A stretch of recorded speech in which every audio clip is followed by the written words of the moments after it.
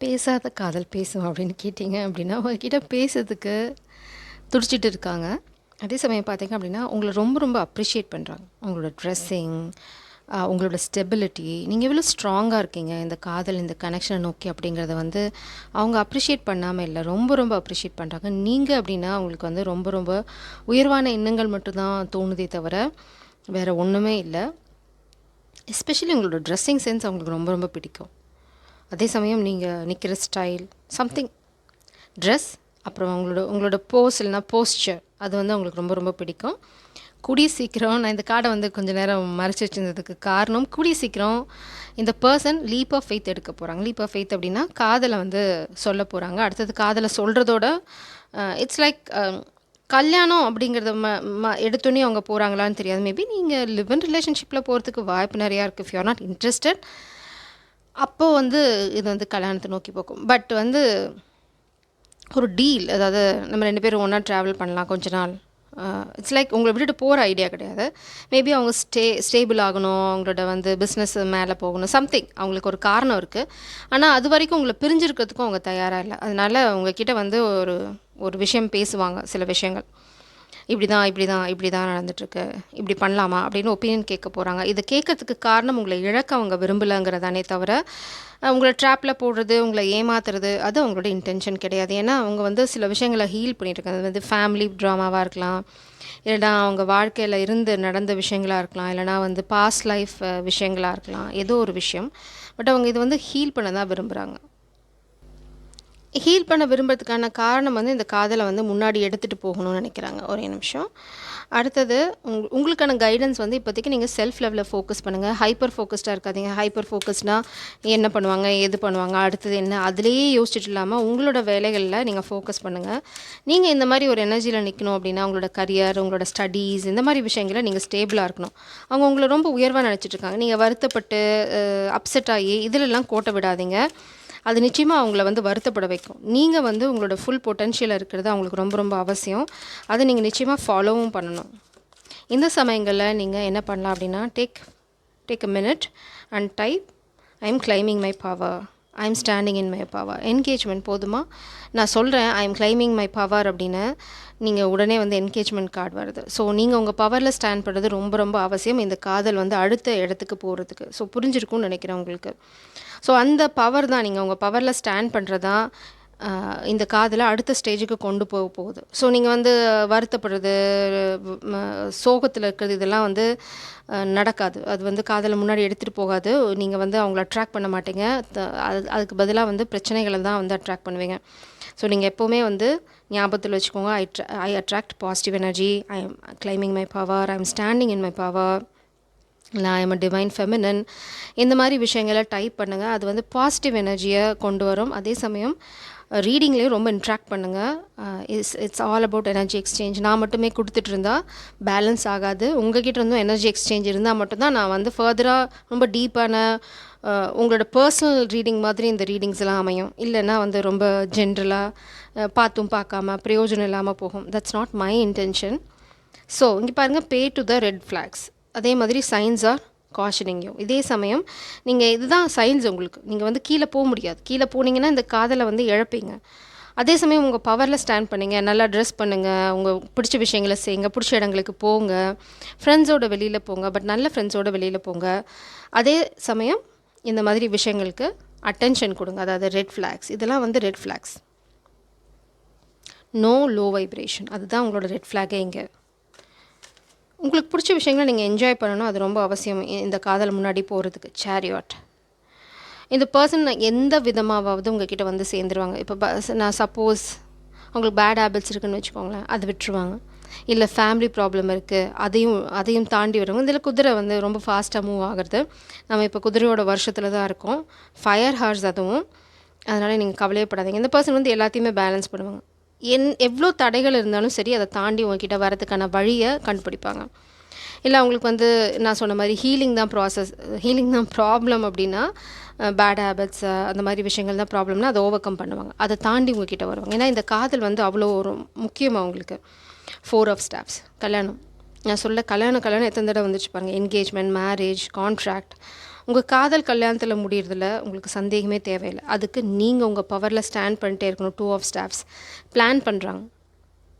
இப்போ வந்து உங்கள் காதலும் உங்கள் கல்யாணம் இதெல்லாமே வந்து பிளானிங் ஸ்டேஜில் இருக்குது. அதனால தான் உங்களால் எதையும் பார்க்க முடியல, உணர முடியல. But all of the sudden இந்த பர்சன் உங்கள் வாழ்க்கையில் வந்து சேரியட் பார்த்தீங்கன்னா ரொம்ப ஃபாஸ்ட் மூவிங். இங்கேயும் பார்த்தீங்க அப்படின்னா நைட் ஆஃப் வான்ஸ் எனர்ஜி, ரொம்ப ரொம்ப fast moving energy.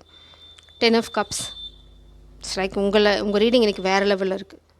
Daughter of stops, நீங்கள் இப்போ வந்து உங்கள் it's a very clear message. உங்கள் பவரில் நீங்கள் ஸ்டாண்ட் பண்ணிங்கன்னு வச்சுக்கோங்களேன், நீங்கள் வந்து ஒரு மேஜிக் ஒன் மாதிரி. நீங்கள் வந்து பிரபஞ்சத்துக்கிட்ட எக்ஸ்கியூஸ் மீ, நான் வந்து என் பவரில் நிற்கிறேன், என் ஆள் அப்படி அந்த பக்கமாக அனுப்பி விடுங்க அப்படின்னா அது நடக்கும். நீங்கள் உங்கள் பவரில் ஸ்டாண்ட் பண்ணால் மட்டும். நீங்கள் வந்து சப்போஸ் நீங்கள் நைட்டு யோசிச்சுட்ருக்கீங்க, you're in your full power, உங்களுக்கு கொஞ்சம் கூட சந்தேகமே இல்லை, நான் வந்து பிரபஞ்சத்துக்கிட்ட விட்டுட்டேன், நாளைக்கு நான் என் ஆளை பார்க்கணும் அப்படின்னு நினச்சிங்கன்னா யூ வில் சி. உங்களோட இன்டென்ஷனும் உங்களோட பவரும் ஃபுல்லாக இருந்துச்சுன்னு வச்சுக்கோங்களேன், நீங்கள் வந்து மாஸ்டர் மேனிஃபெஸ்டோ மாதிரி. நீங்கள் நினைக்கிறது நடந்தே தீரும் when you are in your energy.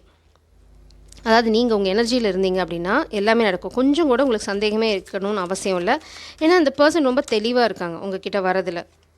இங்கே பாருங்கள், the fool, leap of faith. எதுக்கு அவங்க பிளான் பண்ணிட்டு இருக்காங்க? பிரபஞ்சம் இன்றைக்கி ரொம்ப தெளிவாக இருக்காங்க ரீடிங்கில். எதுக்காக அவங்க பிளான் பண்ணுறாங்க? புது ஆரம்பம். டேக்கிங் லீப் ஆஃப் ஃபெய்த், 0 புது ஆரம்பம். எல்லாமே வந்து பின்னாடி தள்ளிட்டு அவங்க புது ஆரம்பத்தை எப்படி நம்ம இதை எடுத்துகிட்டு போக போகிறோம் ப்ராக்டிக்கலாக யோசிச்சுட்ருக்காங்க. அதனால தான் உங்களுக்கு டிலே ஆகிறதுக்கு காரணம். ப்ராக்டிக்கலாக இல்லை, வெறும் ரொமாட்டிக்காக வந்து உங்ககிட்ட 2 வார்த்தை சொல்லிட்டு போகணுன்னா அவங்களால முடியும். ஆனால் அவங்க அந்த மாதிரி விஷயங்கள் செய்ய விரும்பலை. உங்ககிட்ட வந்தால் திரும்பி உங்ககிட்ட வந்து பேசினா அவங்க வந்து காதல் அப்படிங்கிறதோடு இல்லாமல், சரி இவ்வளோ நாள் இருந்துச்சு, இப்போ இதுதான் என்னோடய பிளான், உன்னோட ஐடியா என்ன அப்படின்னு கேட்க போகிறாங்க. அதுக்கு நீங்கள் உங்கள் பவரில் நிற்கணும். 2 ஆஃப் சோர்ட்ஸ், பிளாக்கேஜ். அது வரைக்கும் உங்கள் எனர்ஜியை நீங்கள் ப்ரொடெக்ட் பண்ணி வைங்க, சந்தேகங்களை உள்ளே நுழைய விடாதீங்க. 8 ஆஃப் சோர்ட்ஸ் எனர்ஜி. உங்களுக்கு இது எதுவுமே தெரியாது, பிரபஞ்சம் உங்களுக்கு இது தெரிய விட போகிறதும் இல்லை. ஏன்னா அதுதான் உங்களோட சேலஞ்ச். அப்பயும் நீங்கள் power, divine feminine is a powerful energy. அது வந்து ரொம்ப ரொம்ப பவர்ஃபுல்லான எனர்ஜி. இங்கே பாருங்கள், 7 of cups, options, the hermit, day dream பண்ணிகிட்ருக்காங்க. 5 ஆஃப் கப்ஸ், உங்களை மிஸ் பண்ணுறாங்க. இந்த 7 ஆஃப் கப்ஸ் 7 ஆஃப் கப்ஸ் எப்போவுமே வந்து தப்பான கார்டுன்னு சொல்ல முடியாது. அவங்க வந்து தனிமையில் இருக்காங்க, அவங்கள பற்றி டே ட்ரீம் பண்ணிகிட்ருக்காங்க, அவங்க எனர்ஜெட்டிக்கலாக அவங்களோட கனெக்டடாக இருக்காங்க. நீங்களும் அதே தான் பண்ணணும். எனக்கு கண்ணு தெரியல, நான் மிஸ் பண்ணுறேன், சரி ஓகே இந்த கனெக்ஷன் முடிஞ்சு போச்சு, அந்த மாதிரி நோ நெகட்டிவ் தாட்ஸ். அது ரொம்ப ரொம்ப அவசியம் உங்களுக்கு. ஸோ இந்த நொடி அவங்க பேசாமல் இருக்கிறதுக்கு காரணம், உங்ககிட்ட வரும்போது உங்களோட சரிபாதையாக வரணும்னு நினைக்கிறாங்க. லைக் நான் ரிலேஷன்ஷிப்பை நான் மென்ஷன் பண்ண விரும்பலை. வரும்போது உங்ககிட்ட எல்லாத்தையும் சொல்லி இதுதான் அப்படிங்கிற வந்து ஒரு ஃபைனல் டெசிஷனோடு வரணும். அதுக்கு முன்னாடி வரதில் பிரயோஜனம் இல்லைன்னு நினைக்கிறாங்க. அதனால் நீங்கள் இந்த சந்தர்ப்பங்களில் நீங்கள் குழம்பிக்க தேவையில்லை. குழம்புனீங்க அப்படின்னா நீங்கள் இதை இழப்பீங்க. ஏன்னா உங்கள் பவரை நீங்கள் லூஸ் பண்ணுவீங்க. அப்படி லூஸ் பண்ணிங்கன்னா இந்த கனெக்ஷன் வந்து இந்த ஸ்டேபிளான பேலன்ஸ்லேருந்து மிஸ் ஆகும். இப்போ அவங்க வந்து ஃபுல் பொட்டன்ஷியல் இருக்காங்க, நீங்களும் அதே மாதிரி தான் இருக்கணும். அப்படி இருந்தீங்கன்னா ஒன்று அவங்க கீழே போனால் கூட உங்களோட எனர்ஜி அவங்கள மேலே கொண்டு வந்துடும். So you are the pillar, நீங்கள் தான் இங்கே எல்லாமே. அதனால தான் பிரபஞ்சம் உங்களை அப்ரிஷியேட் பண்ணாங்க. நீங்கள் பவரில் நிற்கிறத பற்றி இவ்வளோ நேரம் நான் பேசிகிட்ருக்கேன். ஏன்னா நீங்கள் தான் இதில் கீ. இதெல்லாம் வந்து கூட இருக்கவங்க, இல்லைனா இந்த நெகட்டிவ் எனர்ஜிஸ், இல்லைனா வந்து டெவில், எப்போவுமே நல்லா இருந்தால் கெட்டது இருக்கும். அந்த நெகட்டிவ் எனர்ஜிஸ் வந்து உங்களை கன்ஃபியூஸ் பண்ணி, நீங்கள் உங்கள் இலக்கு வந்து இந்த சூரியன் தான், இந்த ஹாப்பினஸ் தான், உங்களை கண்ணை கட்டி விடுறதுனால நீங்கள் அதை உங்கள் இலக்கை நோக்கி போகாமல் விட்டுருவீங்க அப்படின்னு நினைக்கிறாங்க. ஸோ அதனால தான் நான் திரும்ப சொல்கிறேன், உங்களோட கரியர், உங்களோட எஜுகேஷன், உங்களோட வெல்பீயிங் ரொம்ப ரொம்ப அவசியம். நீங்கள் எவ்வளோக்கு எவ்வளோ ஷைன் ஆகுறீங்களோ, எவ்வளோக்கு எவ்வளோ ப்ரைட்டாக இருக்கீங்களோ, அப்படி டெய்லி பார்லர் போங்க, என்ஜாய் பண்ணுங்கள் லைஃப்பை. அதுதான் இந்த மாஸ்குலின் அட்ராக்ட் பண்ணும். அது இல்லாமல் சோக டியூன் போட்டுட்டு அப்செட்டாக இருந்தீங்க அப்படின்னா டோன்ட் டூ தட். நல்லா ட்ரெஸ் பண்ணுங்கள், ஸ்டாண்ட் இன் யுவர் பவர், அது ரொம்ப அவசியம். ஸோ உங்களுக்கு ஏதாவது கடைசியாக சந்தேகங்கள் இருக்கா? I am just picking up your energy. சரி, இதில் வந்து எப்போ அப்படின்னு கேட்கலாம். எப்போங்கிறத விட பிரபஞ்சம் என்ன சொல்கிறாங்கன்னு கேட்கலாம். யாருக்கும் சந்தேகம் இருக்குது, I am not clear. The devil energy நான் சொல்லலாம், டெவில் எனர்ஜி இருக்கா அப்படின்னு கேட்டிருக்கீங்க. இதெல்லாம் உண்மையாக என் கனெக்ஷனில் வந்து டெவில் எனர்ஜி இருக்கா அப்படின்னா பிரபஞ்சம் எஸ். ஜட்ஜ்மெண்ட், இங்கே பாருங்கள் எவ்வளோ பியூட்டிஃபுல்லாக பிரபஞ்சம் உங்களுக்கு சொல்கிறாங்க. டெவில் எனர்ஜி இங்கே பாருங்கள் அதே சிறகுகளோட தான் இருக்குது. இதுதான் அவங்கள சுற்றி இருக்குது. அது டெவிலுக்கும் ஏஞ்சலுக்கும் இருக்க வித்தியாசம். இங்கே பாருங்கள் டெவில் எனர்ஜிக்கும் சிறகுகள் இருக்குது, ஆனால் அது எவ்வளோ டார்க்காக இருக்குது. உங்களோட ரெட் ஃப்ளாக்ஸை நீங்கள் கேட்கணும், நம்பணும். இந்த டெவில் எனர்ஜி தான் உங்களை வந்து ப்ரொடெக்ட் பண்ணுது. டெவில் எனர்ஜி அப்படிங்கிறது வந்து கெட்ட எனர்ஜி. உலகத்தில் கடவுள் இருக்க மாதிரி டெவிலும் இருக்குது. ஸோ நீங்கள் வந்து கடவுள் குழந்தை அப்படின்னா உங்களை பிளாக் பண்ணுறாங்க. நீங்கள் வந்து இந்த பவருக்கு போகக்கூடாது அப்படிங்கிறது தான். பட் இது வந்து ஜட்ஜ்மெண்ட் கார்டு. இந்த டெவிலுக்கான ஜட்ஜ்மெண்ட் காத்துட்ருக்கு. எப்படி உங்கள் பவரில் நீங்கள் ஸ்டாண்ட் பண்ணணும். எவ்வளோ குழப்பம் இருந்தாலும் அசராமல் உங்கள் பவரில் நின்னீங்கன்னு வச்சுக்கோங்க, நீங்கள் நாளைக்கு எனக்கு கல்யாணம் நடக்கணும் நீங்கள் நினச்சிங்கன்னா கூட நடக்கும். It's literal. அது வந்து அப்படியே நடக்கும். ஆனால் நீங்கள் உங்கள் பவரில் ஸ்டாண்ட் பண்ண இந்த குழப்பம் கன்ஃபியூஷன் நோப் உங்கள் பவரில் இருந்து பாருங்கள். மேபி 1 வீக் ட்ரை பண்ணி பாருங்களேன். Why not? அதில் என்ன பெரிய மாற்றம் வந்துட போகுது? என்ன பெருசாக இழந்துட போகிறீங்க?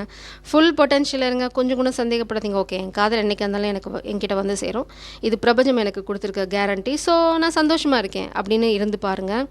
மாற்றங்கள் வரும். பேசாதவங்க கூட பேசலாம். Who knows? Try it. Jai சாரம். God bless you.